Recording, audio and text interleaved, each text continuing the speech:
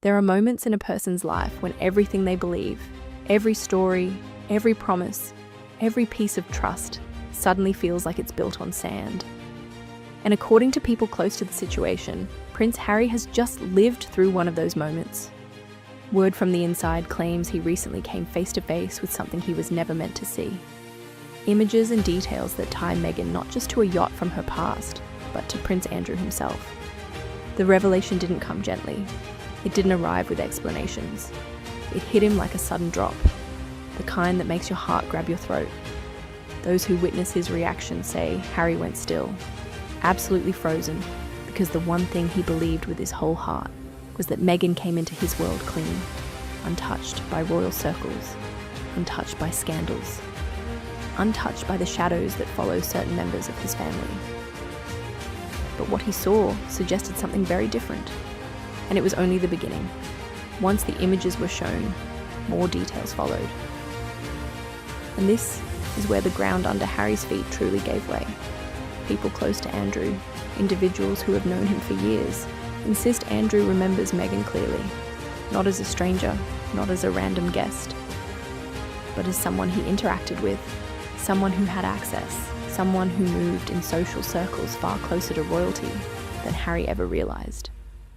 According to these sources, Meghan's confidence in royal spaces suddenly made sense to them. They say she didn't act like an outsider walking into the monarchy for the first time. She carried herself like someone who'd been there before, someone who already knew the rhythm, the tone, the power dynamics. And if that's true, then the official story that Meghan was just a hard-working actress who stumbled into Harry's life by fate begins to look less like truth and more like a beautifully crafted version of events. Those close to Harry say this realization hit him like a second wave. Because if Meghan knew Andrew before him, then the beginning of their romance, the origin story he treasured so dearly, might not have been as pure as he thought. When the yacht photos first circulated quietly behind palace walls, there was no panic, no shouting, no emergency meetings. Instead, there was something far more telling. Silence. People close to the royal machinery say the images were reviewed by individuals who understood exactly what they were looking at. Faces were recognized, names were connected, timelines were traced. And then without hesitation, the entire matter was sealed away. It wasn't done to protect Meghan out of affection. It wasn't done to spare Harry's feelings. It was done because the palace understood the threat behind those photos. If the public ever learned that Meghan stood anywhere near Andrew's orbit before she married Harry, the institution would be dragged into a firestorm. It might not survive, because such a revelation raises terrifying questions. Did the palace know? Did they allow the marriage anyway? Did they hide information to protect their own image? What else did they choose not to investigate? Word from inside Buckingham Palace says the implications were so dangerous, so explosive, that burying the evidence wasn't a choice. It was a survival move. And for the first time, Harry now understands that the silence wasn't an accident. It was a shield, not for Meghan, but for the monarchy itself. But the yacht photos weren't the only thing raising eyebrows behind closed doors. According to people familiar with the legal proceedings surrounding Epstein's world, there was another moment, a moment quietly discussed among legal insiders, that left many stunned. The claim is simple, but explosive. Meghan Markle's name was allegedly floated as a potential witness. Not because she married Prince Harry, not because she became a duchess, not because she was famous, but because according to those same insiders, Meghan may have been present in environments connected to Andrew during the years when certain allegations were later made. And here's the part that no one outside of private legal circles ever heard. You cannot call a stranger to testify. A witness must be relevant. A witness must be present. A witness must know something. So, the very fact that Meghan's name was mentioned at all implies a level of proximity that no public narrative has ever acknowledged. Those close to the situation say, this moment terrified people inside the palace. Because if Meghan were ever publicly listed as a potential witness, even briefly, Harry would be dragged into the scandal by marriage, and the palace would be forced to address questions they had successfully avoided for years. And then almost instantly, the conversation stopped. The list quieted. The topic vanished. Andrew's scandal swallowed careers, reputations, and decades-old alliances. and yet somehow it skipped right over Meghan, leaving not a single trace behind. But the people who were there remember, and now so does Harry. To understand how Meghan reached any of these worlds, the yacht, the circles, the proximity, you have to go back. Not to Harry, not to their relationship, but to Toronto years earlier when she first arrived to film Suits. People who watched her rise say something unusual happened the moment she stepped into that city where most actors climb slowly through the social ladder. Meghan's ascent was rapid, almost unnaturally so. And at the centre of that rise was one man, Marcus Anderson. Word from the inside describes Marcus as a fixer, a connector, a gatekeeper to high society, a man who opened doors that ordinary people never even see. Through him, Meghan was introduced to Jessica Mulron, powerful business families, wealthy socialites, members on elite clubs like Soho House, London elites, and aristocratic networks. People who observe this period say Meghan wasn't wandering into these circles by accident. She was placed, positioned, elevated. And it's through these same networks, the private clubs, the parties, the wealthy families that Meghan allegedly became familiar with individuals who hovered around Andrew's world long before Harry himself ever appeared. Those who watch Meghan move through Toronto say she learned quickly. She learned how to carry herself like someone with status, how to mimic confidence, how to walk into a room like she belonged to the most powerful people in it. And according to sources close to those elite networks, this was the moment Meghan began believing she could go higher, not just into influence, not just into wealth, but into royalty itself. Toronto wasn't her beginning. Toronto was her launch pad, and the trajectory she began there is what eventually led her straight into Harry's life, but not before crossing paths with the world Andrew once ruled. When people talk about Meghan entering the royal family, they often describe it as a fairy tale coincidence. Two strangers meeting unexpectedly and falling in love.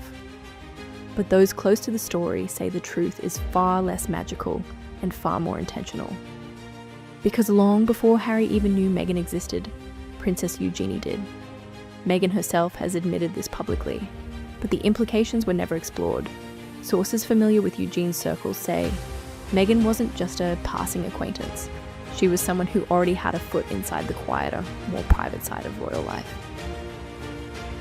People who were there recall moments where Meghan and Eugenie were seen in the same social spaces, quietly blending into gatherings that outsiders never knew existed. Not public rooms, not charity galas, private environments, places where only those already trusted could move freely. And if Eugenie knew Meghan before Harry, then the setup of their introduction looks very different. Not fate, not luck, but access. According to insiders, Eugenie unintentionally became the bridge between Meghan and the royal world, a bridge that allowed Meghan to pass from Toronto's elite nightlife into the protected corridors of royal bloodlines. This wasn't a leap, it was a step, a continuation of a journey she had already begun. If Eugenie opened the door, Sarah Ferguson, Fergie tried to close it. Sources close to Fergie say she recognised something the moment she crossed paths with Meghan. Not danger, not scandal, ambition. Fergie knew that kind of ambition well. She had lived inside the royal machine herself, and she understood what happens when someone who wants more walks into a structure built on hierarchy and control. Word from people familiar with her thinking claim Fergie quietly monitored Meghan early on. Not because of acting fame, not because of nationality, but because she suspected Meghan's presence around Andrew might not have been accidental. And here is where the story sharpens. Those same sources allege that Meghan may have first directed her attention toward Andrew. Not romantically, but strategically. Someone older, deeply connected, and powerful in his own right before the Epstein scandal shattered his world. But Fergie was territorial. She knew titles. She knew risk. She knew exactly what another ambitious woman could mean for her position and for her family. According to insiders, Fergie positioned herself between Meghan and Andrew, limiting interactions, restricting proximity, and making it clear that Meghan would not be allowed to get too close to the Duke's inner circle. And that blockage, that quiet closing of one door, may have shifted Meghan's path. Because if Andrew was unreachable, there was someone else who wasn't. Someone younger, someone more vulnerable, someone hungry for a genuine connection. Harry. As the years unfolded, the public was fed a clean, polished version of the modern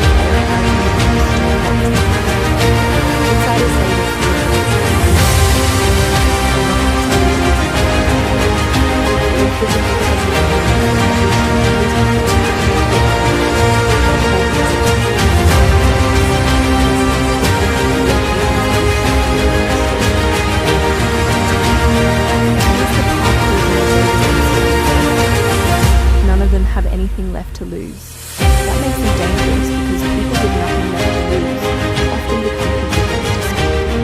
Every royal scandal in history follows a pattern.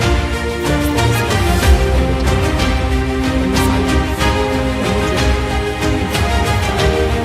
And according to those families, Meghan's alleged doctrine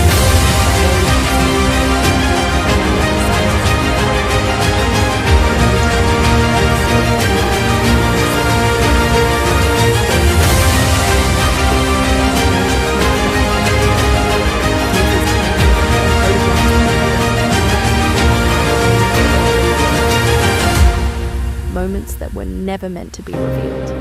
And the people who hold those memories, Andrew, Fergie, Eugenie, are older now, disconnected from the core of the monarchy, growing more resentful by the year. Meanwhile, Harry, according to those close to him, is wrestling with the truth he avoided for too long. That he may have sacrificed his identity, his home, and his family. Not for love, but for a story that was never fully honest with him. He once thought he was saving